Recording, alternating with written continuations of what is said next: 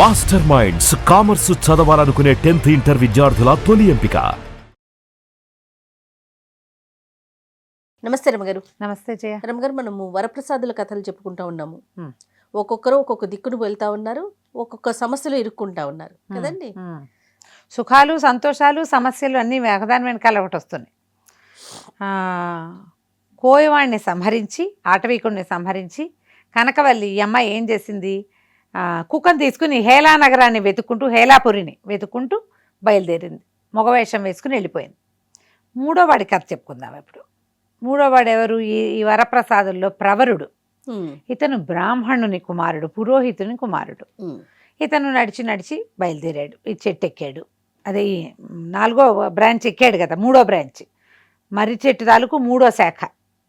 ఇక వెళ్ళగా వెళ్ళగా వెళ్ళగా వెళ్ళగా వెళ్ళగా ఒక నిర్జనంగా ఉన్న ఒక అడవి ప్రాంతంలోకి వెళ్ళాడు. వెళ్తే ఆ అడవిలో దొంగలు ఉన్నారు. ఇతని దగ్గర వీళ్ళు గుర్రం వేసుకుని బయలుదేరాడు. గుర్రము, కత్తిడాలు, ఒంటి మీద ఉన్న నగా నాణ్యం, కొంచెం అలంకారాలతో ఉన్నారు కదా వీళ్ళు. ఒక రాజుగారికి దేవతా వస్త్రాలు ఇచ్చి ఆయన దగ్గర నుంచి నగా నట్ర బాగా సంపాదించుకున్నారు వీళ్ళు. ఆ మొత్తం నగలు ఒలిచేసుకున్నారు. ఒలుచుకున్నాక ప్రవర్తన ఇక పోగొట్టుకోవడానికి ఏమీ లేదు. ఒట్టిగా మన ఇంకెవరేం చేస్తారు? అవును, ఇకేమీ లేవు. ఆయుధాలతో సహా అన్నీ పోయినాయి. అట్లా నడుచుకుంటూ నడుచుకుంటూ వెళ్ళాడు. మధ్య మధ్యలో దొరికిన కాయా కసురు తిన్నాడు. ఏవో ధర్మశాలలు ఉంటే ఎక్కడో చోట భోజనం చేశాడు. చివరికి ఒక నగరాన్ని చేరుకున్నాడు. చేరుకుంటే ఈ నగరంలో ఒక గుర్రపు శాల ఉంది, కోట గోడని ఆనుకుని. ఈ గుర్రపు శాల వాకిట్లో పెద్ద పెద్ద డెక్కేలు అరుగుల్లాగా ఉన్నాయి. టెక్కె అంటారు. ఆ టెక్కె మీద నడుము వాల్చి చూస్తూ ఉంటే అతనికి కోట గోడ మీద నుంచి, అది అంతఃపురం ఏమో అని అనిపించింది, ఒక తాటి నిచ్చెన బయటకు వచ్చింది. అతను అట్లా చూస్తున్నాడు, ఏంటి నిచ్చెనేసారి పైనుంచి అని. ఆ నిచ్చెన మీద నుంచి ఒక 18-19 ఏళ్ళ అమ్మాయి, 17-18 ఏళ్ళు ఉంటాయి, చక్కగా ఉంది దూరం నుంచి చూడడానికే. ఆ తాటి నిచ్చెన మీద నుంచి కోట గోడ మీద నుంచి దిగేసింది. చూస్తూనే ఉన్నాడు. ఇంచుమించుగా అర్ధరాత్రి అయింది, ఒక 12:30 అట్లా అయిపోయింది. ఈ కోటకు చుట్టూతో అక్కడక్కడ దీపాలు ఉన్నాయి, ఆముదం దీపాలు. ఎక్కడి నుంచి అయితే ఈ అమ్మాయి దిగిందో అక్కడ కనుచి ఇక్కటే ఉంది, చిన్న కను వెలుగు ఉంది తప్ప ఎక్కువ వెలుగు లేదు. ఇతనికి ఏమనిపించింది, దీని మించి దిగుతున్న ఈ అమ్మాయి తన వైపే నడిచేస్తున్నట్టుగా తోచింది. ఓకే, చకచక వచ్చేసింది దగ్గరికి, వీపి తట్టింది. పద వెళ్దామంది. ఏమిటో తెలియలా, ఏం చెయ్యాలి తెలియలేదు. సరే పద అంది కదా, కపుక్కున లోపల నుంచి 2 గుర్రాలు చెత్తపుచ్చుకొచ్చింది. లోపలికి వెళ్ళింది, యువతలు కట్టేసున్న 2 గుర్రాలని పట్టుకొచ్చింది. ఎక్కువ వెళ్ళిపోవాలి, సమయం మించిపోతుంది. అది ఈ అబ్బాయి ఎక్కేశాడు, అమ్మాయి ఎక్కేసింది. 2 గుర్రాలు దౌడు తీసుకుంటూ వెళ్ళిపోయింది. ముందుకు వెళ్ళాక ఇక ఇట్లా ఈ అర్ధరాత్రి 12 అయిందిగా, ఇక తెల్లవారేదాకా దౌడు తీస్తూనే ఉన్నారు. మధ్యలో ఒక 4 గంటలు అట్లా పొద్దు వస్తుంది కదా, పొద్దుపడుపు, ఇది మన వెనముద్దలాగా వస్తాడట, వేగుచుక్క పొడుస్తుంది. పొద్దు పడవటం అంటారు దాన్ని, వేగుచుక్క పడవటం, చుక్క పొడుపు. ఈ చుక్క పొడిచే సమయానికి అమ్మాయి ఏం చెప్పిందంటే, అసలు నాకు ఎట్లాంటి ముఖ్యమైన పని వచ్చిందో తెలుసా, ఎక్కడి నుంచోట ఒక గణికా శిరోమణి వచ్చింది, ఆవిడ చాలా గొప్ప నాట్యగత్తట, ఆవిడని పరీక్షించమన్నారు మా నాన్నగారు. నేను తలనొప్పి అని తప్పించుకున్నాను, నీకు భలే అదృష్టవంతుడు, నువ్వు ముందే వచ్చి పడుకున్నావు అన్నది. ఈ ప్రవరుడికి ఏం చెప్పాలో తెలియలేదు, అదేమిటో తెలీదు ఇతనికి. అని ఏదో గొంతు సవరించుకున్నాడు. ఈ అబ్బాయి ఏం చెప్పాడో ఆ అమ్మాయి వినలే. ముందుకు వచ్చేసారు. తెల్లవారేసరికి ఆ అమ్మాయి తెలుసుకుంది, తను ఎవరితో వచ్చానని భావిస్తుందో ఆ వాడు ఈ వాడు కాదు. ఓహో, ఆ అమ్మాయి ఎవరో ఒకడికి చెప్పింది అక్కడికి. ఇంతకీ ఈ అమ్మాయి ఎవరు? ఆ నగరం తాలూకు నగరపాలకుడి యొక్క కుమార్తె కనకప్రభ, చాలా అందగత్తె. ఆ అమ్మాయి ఈ నగరాధ్యక్షుడి కుమార్తె. తర్వాత ఈ నగరాధ్యక్షుడికి ఒక మంత్రి గారు ఉన్నారు. మంత్రి గారికి ఒక కొడుకున్నాడు, జయంతుడు కనకప్రభ ఒక్కసారే పుట్టారు. వాళ్ళిద్దరిని కలిపి పెంచారు. చిన్నప్పటి నుంచి విద్యాభ్యాసం కలిసే చేశారు. 12-13 సంవత్సరాల వరకు అమ్మాయి వ్యక్తత వచ్చేదాకా కలిసి తిరగనిచ్చి, తర్వాత కొంచెం పిల్ల పెద్దదయ్యాక సెపరేట్ చేసేసారు. అన్ని చోట్ల జరిగేదే. కానీ కనకప్రభకి చిన్నతనం నుంచి తనతో ఉన్న జయంతుడి మీదే ఉంది మనసు, అతను పెళ్లి చేసుకోవాలని ఉంది. తండ్రి వేరే సంబంధాలు చూడడం మొదలుపెట్టేసరికి జయంతుడితో కలిసి పారిపోవాలని నిశ్చయించుకుని అతన్ని గుర్రపుశాల దగ్గర ఉన్న టెక్కే మీద నువ్వు పడుకో, నేను వచ్చి నిద్ర లేపుతా, మన ఇద్దరం కలిసి వెళ్ళిపోదాం అని చెప్పింది. కానీ ఏ గణికా శిరోమణిని సంగీతాన్ని పరీక్షించమని ఈ అమ్మాయికి వచ్చిందో వార్త, ఈ అమ్మాయి కాదనేసరికల్లా ఆ వార్త జయంతుడికి వెళ్ళింది. అతను తప్పించుకోలేక ఆ పని చేయటానికి అతను అక్కడికి వెళ్ళిపోయాడు.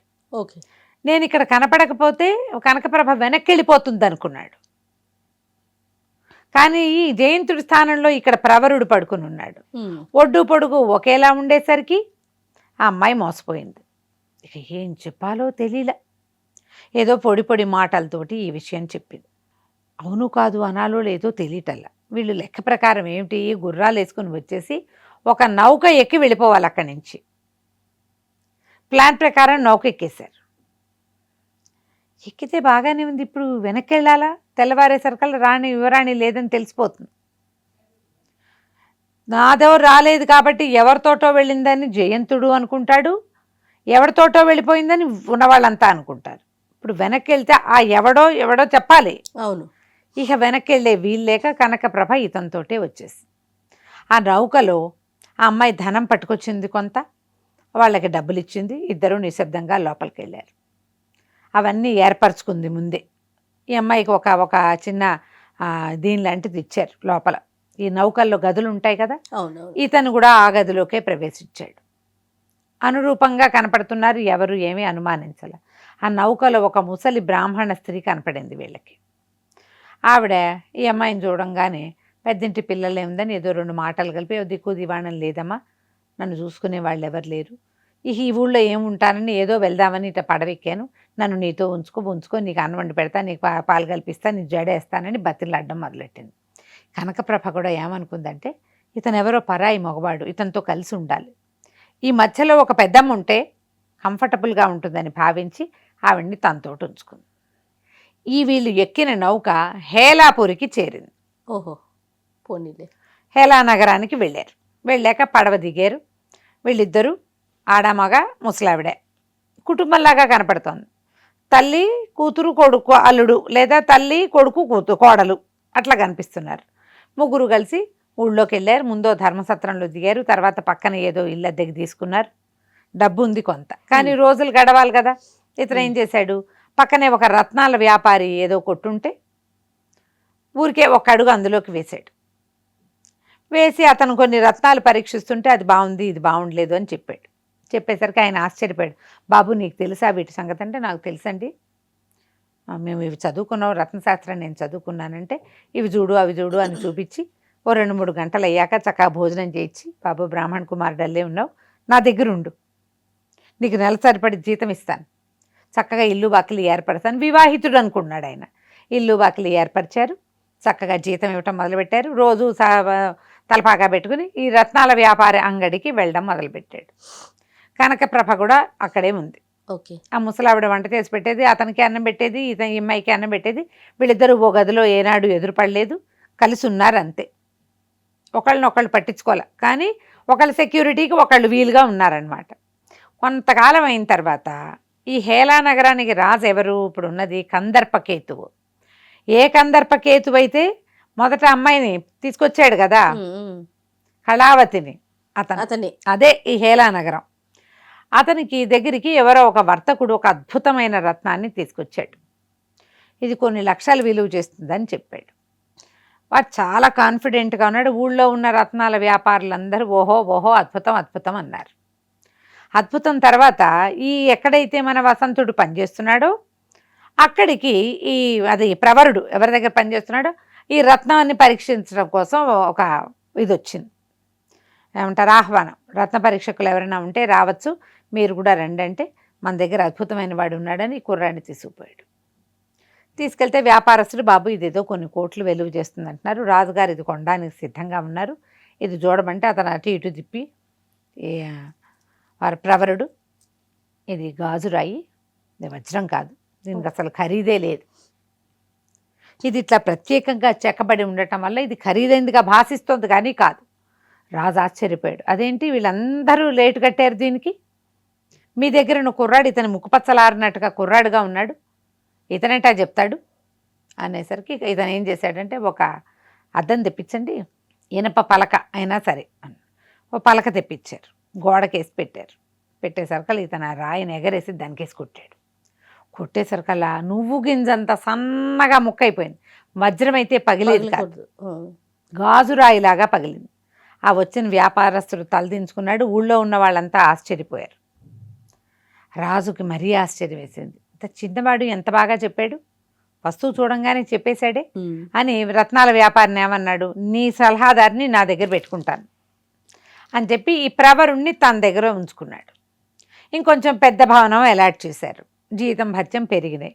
రోజు రాజు దగ్గరికి వెళ్ళటం, కాసేపు మాట్లాడుతూ ఉంటే ఈ ప్రవరుడు చాలుకు తెలివైన మాట తీరు, చాలా తెలివైనవాడు, ప్లాన్డ్గా మాట్లాడతాడు, రత్నాల పరీక్ష చేయగలడు, మంచి మాటలు చెప్తాడు, తెలివిగా చేయొచ్చు చేయకూడదు చెప్పగలడు, చటుక్కున సమయం గణన చేయగలడు. ఇన్ని లక్షణాలు ఉంటే ఎవరు వదిలిపెడతారు? అంతేగా. రాజు బాగా తన దగ్గర చేయటం మొదలుపెట్టాడు. ఒకనాడు ఏమైందట, ఊళ్ళోంచి రాజుగారి ఈ ప్రవరుడి ఇంటి నుంచి మాసిన బట్టలు తీసుకెళ్తున్నటువంటి మడేలు రాణివాసానికి వెళ్ళింది. వెళ్ళినప్పుడు ఎవరి బట్టలు మోసుకొని ఇటు వస్తున్నావే అని రాణిగారు అడిగేసరికి, ప్రవరుడు గారి భార్య పట్లండి, ఆమె అందగత్తో పట్టుకుంటే మాసిపోయేలాగా ఉంటుందని చెప్పేసరికల్లా అదే సమయానికి ఆహారం కోసం రాణివాసంలోకి వస్తున్న కందర్పకేతు ఇదంతా వినడానికి స్త్రీ వ్యసనం ఉంది. ఈ అమ్మాయి ఆవిడ ఏమిటి ప్రవరుడి భార్యను చూడాలని పుట్టింది ఆయనకి. సకుటుంబంగా భోజనానికి రా రా రా రా అన్నాడు. సకుటుంబంగా రాల. ప్రవరుడు ఒక్కడే వచ్చినప్పుడు సరే ఏమన్నాడు, రాజు మేము ఎప్పుడో ఒక అద్భుతమైన సౌందర్యవతి అయిన ఒక స్త్రీని ద్వీపాంతరం నుంచి తెప్పించాము, ఆమె ఏమన్నా నాకు లొంగలేదు, నువ్వన్నీ తెలివిగా మాట్లాడతావు, ఆమెతో మాట్లాడి ఆమెను లైన్ చేయి నాకని అడిగాడు. ప్రవరుడికి నచ్చల ఈ మాట. ఇది అన్యాయం కదా, ఎవరో స్త్రీ, ఆమెకి ఇష్టం లేకపోతే వీడి బలవంతం ఏమిటి, మధ్యలో మన రాయబారం ఏమిటి, ఇష్టం లేదు కానీ మరి రాజు దగ్గర ఉన్నప్పుడు కత్తి మీద సాము, సరే చూస్తానన్నాడు. ఈ అబ్బాయిని తీసుకుపోయి ఈ ప్రవరుణ్ణి కళావతి దగ్గర ప్రవేశపెట్టారు.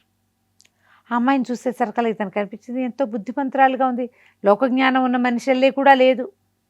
ఏమ్మా ఎవరు ఏమిటి అని, నేను కొత్తగా మంత్రిగా చేరాను ఈ రాజుగారి దగ్గర, ఆయన ఈ మాట చెప్తున్నాడమ్మా అంటే ఆమె వలవల ఏడ్చింది. నేను వివాహితని, ఈ దుర్మార్గుడు నన్ను ఇట్లా తీసుకొచ్చేసాడు అని ఏడిస్తే ఏమన్నాడు, అలాగైతే నీ భర్త సంగతి చెప్పు, అవకాశం ఉంటే నీ భర్త దగ్గరికి నేను చేరుస్తా, రాజుకు నేను నచ్చ చెప్తా అనేసరికల్లా ఆ అమ్మాయి, నన్ను ఒక రాక్షసు ఎత్తుపోయింది, నేను ఒక చోట ఉన్నాను, ఒక రోజు ఒక రాజకుమారుడు వచ్చాడు, అతని ప్రాణం కత్తి వరలో ఉందనగానే ఆ వసంత అని కేకపెట్టాడు ఇతను. అనేసరికల్లా నీకెట్లా తెలుసు నా భర్త పేరుంది, నాకెందుకు తెలీదు, మా రాజు కొడుకు, నా స్నేహితుడు, మేము వరప్రసాదులం, ఇట్లా వరుసగా ఒకేసారి పుట్టాం, మేము కలిసే వచ్చాము అని చాలా దుఃఖపడ్డాడమ్మో, వాడి పరిస్థితి ఎట్లా ఉందో ఏమిటో, ఎట్లా వెళ్ళాలి అక్కడికి అని, నువ్వు ధైర్యంగా ఉండు, నీ సంగతి నేను చూస్తాను, రాజుకు నేను నచ్చ చెప్తానంటే ఇక ఈ అమ్మాయి సరేనండి సంతోషంగా ఉండటం మొదలెట్టింది.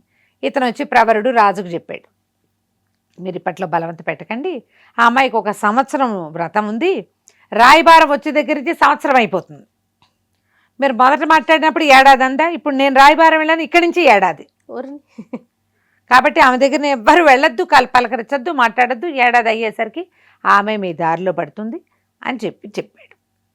ఈ రాజుకి ఏం పుట్టింది, వెళ్ళి ఈ ప్రవరుడి భార్యను చూడాలి, ఈ ఎక్కడి నుంచో తెప్పించిన అందగత్తె లొంగేలాగా లేదు, ఏడాది సమయం ఉంది, ఈ ప్రవరుడి భార్య సౌందర్యమైనా చూసొద్దామనుకున్నాడు. అంతకుముందు ఊరికే 10 రోజులకి ఒకసారి వెళ్ళి అమ్మాయి దగ్గరికి వెళ్ళేవాడు, కళావతి దగ్గరికి కనపడేది, ఇప్పుడు చూడొద్దన్నాడుగా, అందుకని ప్రవరుడి పెళ్ళాన్ని చూద్దామనుకున్నాడు. ప్రవరుడికి అర్థమైంది, వీడికి ఎవరో చెప్పారు నా భార్య సౌందర్యం గురించి, అందుకనే వీడు వస్తానంటున్నాడని. ఇంటికి వెళ్ళి ఆ ఇంట్లో ఒక ముసలావిడ ఉందిగా, ఆవిడకి చెప్పాడు, రాజు భోజనానికి వస్తానని అడుగుతున్నాడు, మరి ఈయన్ని నమ్ముకుని ఉన్నాం ఇక్కడ, ఇదొక ఉద్యోగం, ఏం చెయ్యాలో తెలియటం లేదు, ఈమె చూస్తే నగరాధ్యక్షుడి కుమార్తె అంటే రాకుమారి, పరపురుషుడికి కనిపించమని ఏ రకంగా చెప్పాలో నాకు అర్థం కావటం లేదంటే, కనకప్రభ ఏమందంటే పర్వాలేదు, మా సాటి వారు ఎవరైనా మా దగ్గరకు వచ్చినప్పుడు మా వాడికే నేను క్షత్రియుడికి ఎదురుపడ్డాను, నాకు తప్పు లేదని చెప్పి రాజును భోజనానికి పిలవమంది. రాజుగారు భోజనానికి వచ్చినప్పుడు చూశాడు, చాలా అందగత్తిగా ఉంది, అయితే మీ ఆవిడ చాలా బాగుందంటే మేము 7గురం 8గురం అని చెప్పింది. 7గురు 8గురు అంటే 7-8 మంది అందగత్తలైన భార్యలు ఉన్నారు ప్రవరుడికి. రాజు ఇదైపోయాడు, అందరినీ చూడాలనుకుంటున్నాను అన్నాడు. సముద్ర తీరానికి వస్తే అందరం కనపడతామని చెప్పింది. ఆ అమ్మాయి 10 నిమిషాలకు ఒక్కొక్క విచిత్ర వేషధారణ చేసుకుంటూ 8 మంది స్త్రీలుగా కనపడింది. రాజు కనిపించింది, మనకు చేత కాదు ఇంత, ప్రవరుడు ఇంత తెలివిగలవాడు కాబట్టి 8 మంది స్త్రీలతోటి ఈ రకంగా ఉండగలుగుతున్నాడు, వీడి జోలికి వెళ్ళకూడదని అనిపించింది. ఊరుకున్నాడు. అయితే ఈ కథ అంతా ముగిసేసరికల్లా కనకప్రభకి ఏమనిపించింది, ఒకనాడు కూర్చుని ఇతనితో మాట్లాడింది. చిన్నతనం నుంచి నేను జయంతుడితో కలిసి పెరిగాను, ప్రేమ కాదు అదొక అలవాటు, ఆ అలవాటుతోటి అతన్నే వివాహం చేసుకోవాలని భావించాను, కానీ అతను నాకు దక్కలేదు, నువ్వు దక్కావు, నీతో పాటు వచ్చాను, ఇంత ప్రయాణం చేశాను, ఇప్పుడు నీతో ఇన్నాళ్ళు ఉండి నేను ఏ పురుషుణ్ణి వివాహం చేసుకోగలను, ఎవరిని భర్తగా భావించగలను, ఇక్కడేమో నీ భార్యగా చెలామణి అయిపోతున్నాను నేను, కాబట్టి నన్ను నువ్వు భార్యగా స్వీకరించు, మనం గాంధర్వీధిని వివాహం చేసుకుందాము, నా క్షత్రియులను నాకు తప్పులేదు, నీకు తప్పులేదు, కాబట్టి మనం వివాహం చేసుకుని భార్యాభర్తలుగా ఉందాం. ఆ తర్వాత ఇద్దరు ఒకళ్ళ సంగతులు ఒకళ్ళకి వివరంగా చెప్పుకున్నారు, స్నేహితుల సంగతులు ఇవన్నీ చెప్పుకున్నారు. ఈ ప్రవరుడికి ఏమనిపించిందంటే, ఇప్పుడు ఎవరైనా నా స్నేహితులు వీళ్ళు మేము 5గురం, నేను ఒక్కడిని ఇక్కడున్నా, ఈ హేలాపురి పెద్ద నగరం, హేలానగరం చాలా పెద్దది, ఎవరైనా వస్తారని ఒక సత్రం దగ్గర తన బొమ్మ ఒకటి, తనది చిత్రం ఒకటి రాయించి పెట్టించాడు. ఎవరైనా ఈ చిత్రాన్ని చూసి నిలబడితే వాళ్ళని నా దగ్గరికి తీసుకురమని 2 సైనికుల్ని పెట్టాడు అక్కడ. ఇలా రోజులు గడుస్తున్నాయి. ఈ లోపల ఏమైంది, వీళ్ళు ఇంకా 2 ఉండాలిగా, దండుడు సాంబుడు. దండుడి కథ చెప్పుకుందాం, ఏమైందో చూద్దాం. ప్రవరుడు తన చిత్రపటాన్ని గీయించి పెట్టాడు, ఒక 2 సైనికులను అక్కడ కాపలా పెట్టాడు. ఎవరైనా ఈ పటాన్ని చూస్తూ నిలబడితే కనుక, ఎందుకంటే వీళ్ళు 5గురు ఉన్నారు, ఒకడు ఇక్కడ ఉన్నాడు, ఒకడు ప్రాణాపాయ స్థితిలో అక్కడెక్కడో ఉన్నాడు, అంటే మిగిలిన 3 ప్రయాణంలో ఎప్పుడైనా రావచ్చు, ఎవరైనా వస్తే కనుక స్నేహితుల్ని సులువుగా తెలుసుకోవచ్చు అని చెప్పి ఇలాంటి ఏర్పాటు చేసి పెట్టాడు. ఇక 3 కథలు చెప్పుకున్నాం. ప్రతిమా వాళ్ళిద్దరూ ఏం చేశారు, ఎక్కడికి వెళ్ళారు, ఎవరైనా ఇక్కడికి వచ్చారా, మనం తర్వాయి భాగంలో చూద్దాం. తప్పకుండా అండి. నమస్తే. నమస్తే. And for more videos, Please subscribe to iDream. Please subscribe to iDream. Please subscribe iDream. And please subscribe to iDream. For more videos, subscribe to iDream. please like, share and subscribe to the channel. Congratulations, iDream. Subscribe to iDream. Subscribe to iDream. So subscribe to iDream Media. iDream ki iDream team andarki huge congratulations. Please subscribe iDream Media. Please subscribe to iDream. Subscribe iDream. Please subscribe to iDream. iDream అంటే నా కళల channel subscribe చేసుకున్న నోరు తిరుగుతలేదు, మీరైతే గంట గుర్తు కొట్టండి. For more such videos, please subscribe to iDream. Subscribe to iDream. Please subscribe to iDream. Please subscribe iDream Media. Please do subscribe to iDream. Please subscribe to iDream Media. For best entertainment and information, please subscribe iDream. And don't forget to subscribe to iDream.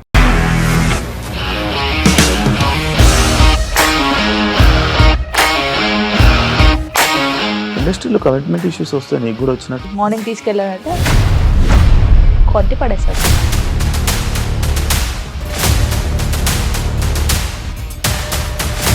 ఒక్కళ్ళు కూడా చూడలేదు ఈ cinema అని చెప్పడానికి కూడా చాలా ధైర్యం కావాలి. అది నిజం కదా, దాంట్లో ధైర్యం ఏంటి? ఇది నెక్స్ట్ డే ప్లేట్ మార్చేస్తే తప్పు కదా. As of now, we are comfortable this అని నేను అనుకుంటున్నాను. రష్మిక గారిది మీది ఒకే ఊరు అంట కదా? నీకు కోపం వచ్చిందంటే బాగా తిట్టేత్తరా? తిట్టేద్దామండి. నిజంగా గేమ్ ని ఎలా చేంజ్ చేయగలిగారు? ఏపీఎస్ఎఫ్సి వాళ్ళకి 6 నెలల్లో నేను 6 లక్షలు కట్టా. బిజినెస్ చేయాలనుకుంటే it is as difficult as riding a tiger.